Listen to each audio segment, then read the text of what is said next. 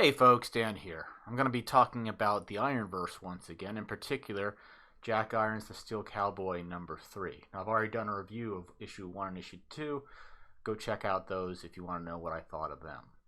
Now, before I begin, I just want to say, generally speaking, for the past several years, it's been fashionable to complain about the strip mining of beloved IPs and of the broader culture as a whole. And while that certainly has its place, what we have here in this series is a team bringing us something entirely new, crafted lovingly. It's dense with story, world building, and top of the line exquisite art.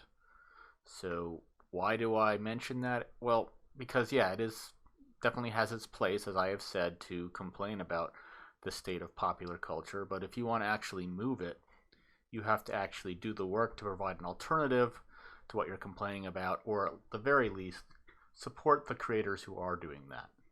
So if you're dissatisfied with what mainstream companies are producing, support work like this. With all that said, let's dive right into Jack Irons' The Steel Cowboy Issue 3. So right off the bat, once again, this book just oozes visual style. Look at the credits page. Just like in issue 2, we have all the credits placed upon the label of a liquor bottle. It's a small touch, but it certainly helps build the atmosphere and the tone of the book. From there we have this wonderful first panel, and the action kicks off immediately. Issue 3 picks up right where issue 2 leaves off. Jack rescues a little girl in the wastes and brings her to this telepathic Xeno healer. The healer gives Jack a pipe, offers to give the girl a place to rest and recover, and then we meet this guy. Boom. Now, if that's not a great way to end an issue, look at that character design. He looks menacing, and Jack offhandedly gives us a little bit of a setup for what their relationship will be in issue 3. And as I said, we start right back into the action from there, and the very first thing we see is this mystery person whispering, "Target identified," looking straight at Jack Irons. So within the space of one panel, we know exactly what's going to be going on. What follows is just what I was hoping to see, a lot of Jack doing Jack things. This mystery hunter takes a shot at Jack with an ornate bullet round, and we see that Jack's jaw strength is above and beyond what can be reasonably described as superhuman, and that the pipe is also supremely durable for what it is. The bullet just gets stuck in the pipe, and Jack just looks a little bit surprised. Doesn't get knocked out of his mouth or anything. And then we go into a fantastic chase scene. I'm not going to go into a blow-by-blow here, but suffice to say it's a lot of fun. And then we get the boss battle shot. Yeah, I was almost expecting to see a title card come on the screen, Atomic Totem. But then unfortunately the action comes to a halt as we get 9 pages of backstory explaining who this hunter is. We learn that he and Jack have a similar problem. Neither of them can die, and they're immortal. And then we see depictions of several life-death cycles. We learn that they became close and they made a game out of seeing how much damage they could withstand before dying, etc., etc. It is fun, but I don't believe it's necessary to interrupt the flow of the action to get 9 pages of this stuff. I'll talk a little bit more about that later. If you recall, that was perhaps the only issue I've had with the series so far, is that backstory seems to take precedence over the action in present day. And while it is not as pronounced an issue in issue 3 as it is in issue 1 and 2, I feel that all of this backstory could just as easily have been introduced as the action went along, rather than pausing for 9 pages of backstory. Again, let me stress, that does not mean that the backstory isn't fun to read. It's just that it interrupts the flow of the action. There is nothing in the backstory or exposition in this series so far that is not enjoyable. I have a personal preference as a reader to have this information given to me as the present day story goes along. It's just always how I've preferred to have my information given to me. But anyway, lots of fantastic action, lots of fun. Visually, it's an absolute feast, full course meal with all the trimmings. I mean, just look at this. The colors, the character designs, the action, they all just punch you in the face multiple times. This is everything I've been waiting to see in the first 2 issues. Now, I understand why there are so many pauses for exposition.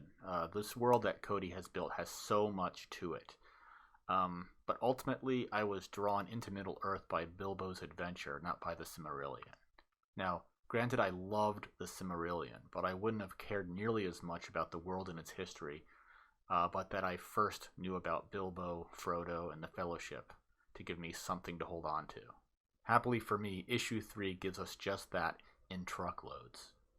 We learn so much about the state of the world as it is now, and that makes us want to learn more about how it got here. I personally love finding out about worlds this way, and it makes the future reveals about the world all the more satisfying. This 2-page spread is exactly what I'm talking about.